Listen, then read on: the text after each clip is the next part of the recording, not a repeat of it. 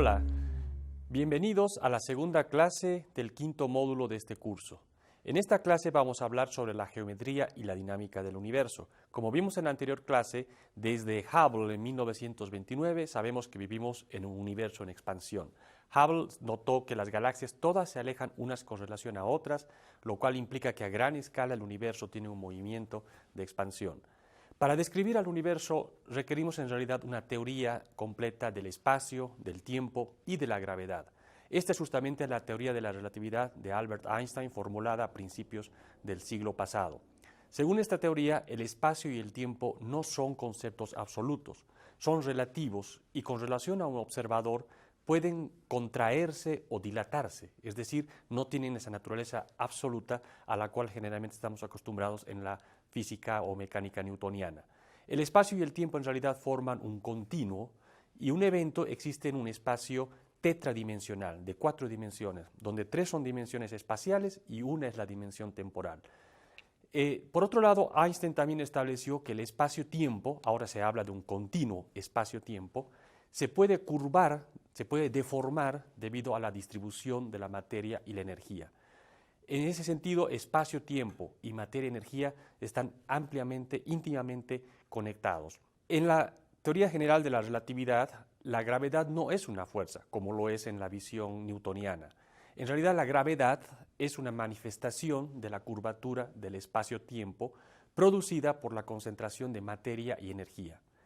Esta concentración de materia y energía deforma el espacio-tiempo y por ende los cuerpos que se mueven cercanos a estas deformaciones parecería que están siendo atraídos por una fuerza. En realidad lo único que están haciendo es moverse por su geodésica, por su línea recta en cierta manera, y parecen tener una atracción porque el espacio-tiempo es el que está curvado. Se puede resumir la esencia de la teoría general de la relatividad en la siguiente frase: la materia y energía le dicen al espacio-tiempo cómo curvarse, y el espacio-tiempo le dice a las partículas de materia y energía cómo moverse. En esta concepción del espacio-tiempo y de la gravedad no como una fuerza, sino como una manifestación de la curvatura del espacio-tiempo, se puede explicar muy bien el así llamado principio de equivalencia, según el cual todos los cuerpos se aceleran caen hacia la Tierra con la misma aceleración, independientemente de su masa, su composición química, etc. ¿Recuerdan? Es el famoso experimento que hizo Galileo hace más de 400 años atrás, según dicen, en la Torre de Pisa, cuando lanzó una bola de plomo, una bola de madera, y ambas cayeron al mismo tiempo al piso. En la teoría de la gravedad newtoniana esto es un poco difícil de entender. No obstante, en el caso de la teoría general de la relatividad, esto es trivial porque en realidad no importa la masa, no importa de qué están hechos los cuerpos, todos ellos están siguiendo la misma trayectoria deformada del espacio-tiempo, en este caso por la gravedad de la Tierra. Ahora se preguntarán ustedes qué tiene que ver esta teoría del espacio-tiempo y de la gravedad a nivel del universo como un todo, para explicar cómo evoluciona el universo, cómo es su dinámica. Pues en realidad a escalas justamente astronómicas o cosmológicas es donde tenemos mayor acumulación de materia, de energía y por ende la producción de gravedad y la distorsión, la curvatura que sufre el espacio-tiempo aquí son máximas. Bueno, y se preguntarán entonces qué tiene que ver esta teoría del espacio, del tiempo y de la gravedad con el universo, con su evolución, con su dinámica. En realidad, a escalas astronómicas, cosmológicas, es donde más cantidad de masa y energía se va acumulando y por ende sí necesitamos una teoría para describir cómo se comportan ellas y cómo afectan a la evolución del universo. A nivel del universo tenemos que tomar cantidades promedios, cuánta cantidad de materia, cuánta cantidad de energía, de radiación tenemos y cómo esa cantidad de materia y energía por unidad de volumen curvan el espacio-tiempo, es decir, cómo afectan la geometría del espacio-tiempo. Y para así entonces entender a su vez cómo ella afecta la dinámica del universo. Estos conceptos de unificar geometría con la distribución de masa, de materia y energía, se resumen en las famosas ecuaciones de campo de Einstein. En realidad son ecuaciones muy complejas, tensoriales, pero conceptualmente en la parte izquierda lo que tenemos es una matemática muy complicada donde se describe cómo se curva el espacio-tiempo. Es una serie de fórmulas, de descripciones matemáticas que nos dicen cómo se nos curva el espacio-tiempo. Y en la parte derecha que está íntimamente ligado a esta curvatura, tenemos también una serie de matemática muy complicada que nos dice cómo es la distribución de la materia y de la energía. Y por ende, entonces, logramos tener esta conexión entre geometría y la distribución de materia y energía.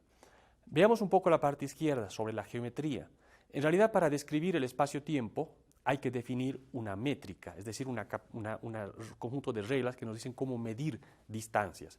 En el caso del espacio-tiempo, como les dije, se trata de un continuo cuatridimensional. Tenemos entonces una métrica en 4 dimensiones, 3 espaciales y una temporal. Entonces hay que definir un elemento de distancia, cómo medir distancias en este espacio cuatridimensional. Centrémonos en la parte espacial nada más, las 3 dimensiones. Recuerdan ustedes, varias veces dijimos en este curso, que se cumple el principio cosmológico o una generalización del principio copernicano en el universo. Es decir, no hay puntos privilegiados, no hay ejes de rotación, no hay lugares con propiedades peculiares con relación a otras a gran escala en el universo. Todas las regiones del universo tienen exactamente las mismas propiedades en promedio, obviamente, que otras. Entonces eso implica que el espacio debe de ser homogéneo e isótropo, es decir, uniforme. Y nos preguntamos entonces, ¿qué geometría describe algo que sea homogéneo, isótropo, uniforme? Piensen un poco, ¿qué geometrías? Por ejemplo, si hacemos nada más en 2 dimensiones, no veamos 3 dimensiones, sino 2. En 2 dimensiones, ¿qué geometría es una donde no exista un punto central, donde no exista un eje de rotación, no exista una región más densa que otra? Pues ya seguramente se les ocurrió, el plano. Una geometría, el plano no tiene puntos privilegiados. Pero también hay otras geometrías que son homogéneas e isótropas. Por ejemplo, la esfera curvada positiva, en 2 dimensiones siempre, y otra es la esfera curvada negativa, que es como una especie de silla de montar, donde todo se aleja. Entonces, en el caso del plano, ustedes saben, 2 líneas rectas jamás se intersectan, jamás se encuentran. En el caso de la esfera curvada positiva, 2 líneas rectas en realidad al momento sí se van a intersectar. Y en el caso de la geometría con curvatura negativa, al contrario, 2 líneas paralelas, todo el tiempo se van alejando unas con relación de otras.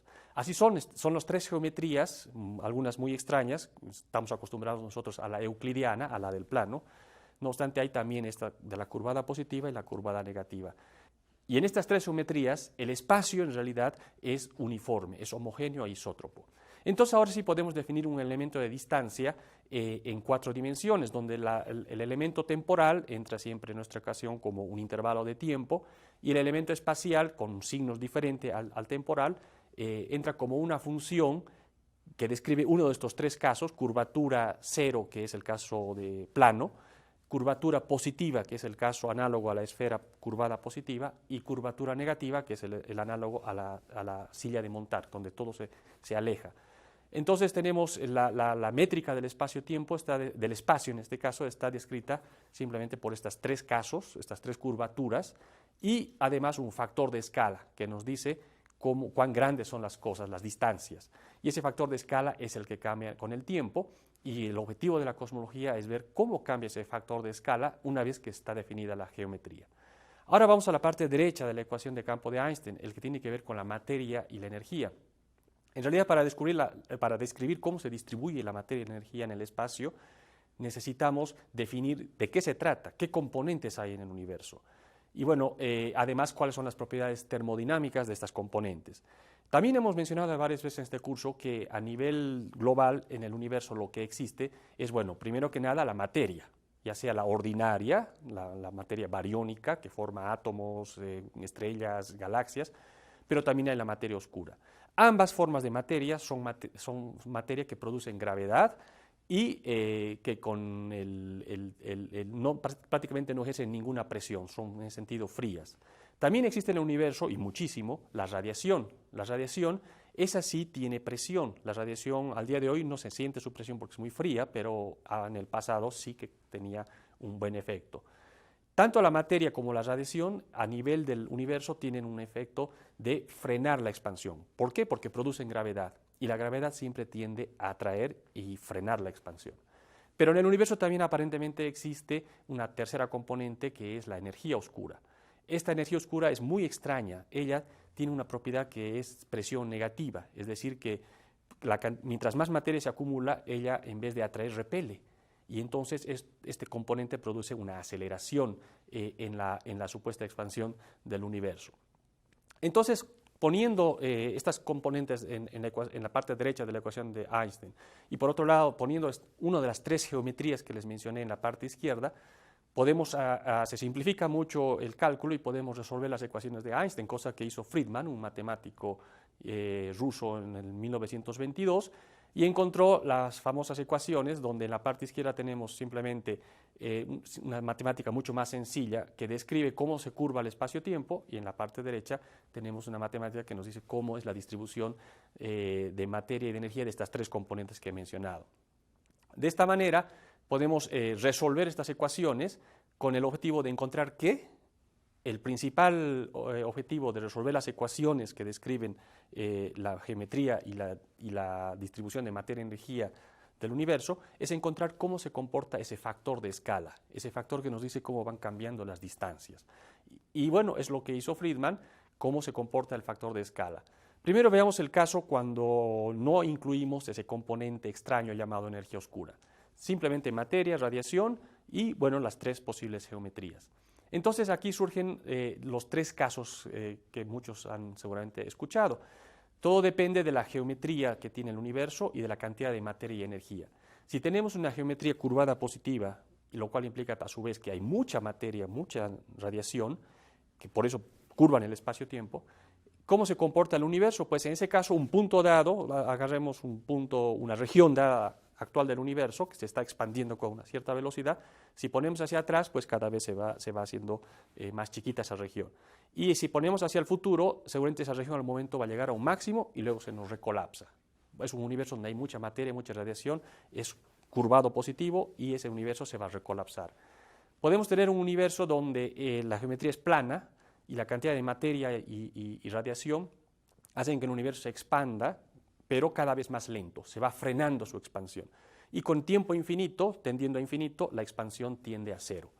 Y bueno, el caso donde la geometría es curvada negativa, entonces, y donde hay poca materia y radiación en ese universo, la expansión sigue y sigue y sigue, y bueno, se va frenando, pero va a llegar un momento que se estanca su velocidad de expansión, pero nunca se hace igual a cero. Bien, y ahora, ¿qué pasa cuando introducimos esta componente, además de energía oscura, esa componente que tiene la propiedad de ser repulsiva? En ese caso, puede ser que la geometría ocupe uno de los tres casos. Por ejemplo, veamos el caso cuando la geometría es plana. Entonces, al principio el universo, una región dada del universo, se comporta como el caso crítico, es decir, se expande, pero se va frenando. Y luego llega un momento cuando esa energía oscura empieza a dominar, empieza a ser más abundante por unidad de volumen que la materia y la radiación. Y entonces ese componente empieza a tener su efecto repulsivo. Entonces el universo, de estar frenándose en su expansión, empieza a acelerarse. Entonces eso es lo que pasaría cuando introducimos esta componente repulsiva llamada energía oscura. Bueno, la gran pregunta, ¿en cuál de estos universos habitamos nosotros? Para saber eso, tenemos que ir como en todo en la ciencia, a medir. Tenemos que tener observaciones que podamos poner en nuestras ecuaciones y así saber en qué universo vivimos. Hacer observaciones astronómicas que son muy complejas y a eso se dedicaron decenas de años muchos investigadores. Una de las primeras mediciones que tenemos que tener de nuestro universo es la velocidad de expansión actual. Actualmente, ¿con qué velocidad se están expandiendo el espacio? Algo que es lo que hizo Hubble y bueno, al día de hoy, con muchísimas más observaciones y técnicas más sofisticadas, tenemos una clara medición de con qué velocidad se expande actualmente el universo. Eso tenemos que poner en nuestra ecuación de Friedman. Otra cosa que tenemos que medir es cómo es la geometría del espacio a gran escala. Obviamente, localmente el espacio es muy grumoso, etcétera, pero a gran escala podemos ver cómo es la geometría. Y así determinar entonces el valor del factor de curvatura, esta constante K que les mencioné. También tenemos que medir, obviamente, de qué está hecho el universo, cuáles son las densidades de materia, de radiación, de energía oscura, etcétera. Estas son tareas muy complicadas, pero que se resuelven en la astronomía. Muchas observaciones y sondeos de todo tipo que han alcanzado, de hecho, mucha precisión en la última década, muestran que nuestro universo, ¿qué creen ustedes? Tiene geometría plana, es euclidiano en cierta forma, la geometría que estudiamos en la escuela, afortunadamente. Es infinito, porque es el caso crítico de geometría plana, implica que es un universo infinito. Por otro lado, todas las observaciones muestran que el universo está compuesto más o menos en un 30% de materia, 5% materia ordinaria y 25% esa materia oscura de la cual hablamos mucho en el curso. Y el restante 70% al día de hoy es esa energía oscura. Solo mucho menos que el 1% está formado por la radiación cósmica de fondo que baña todo el universo. Por otro lado, las observaciones muestran que la expansión sí se estuvo frenando, pero hace más o menos como 6.000 millones de años atrás, un poquito más de la mitad de la vida del universo, empezó a acelerarse. Es decir, que empezó a actuar aparentemente esa energía oscura. Y por esa energía oscura justamente tiene esa propiedad, como les decía, de producir la expansión acelerada del universo que vemos al día de hoy.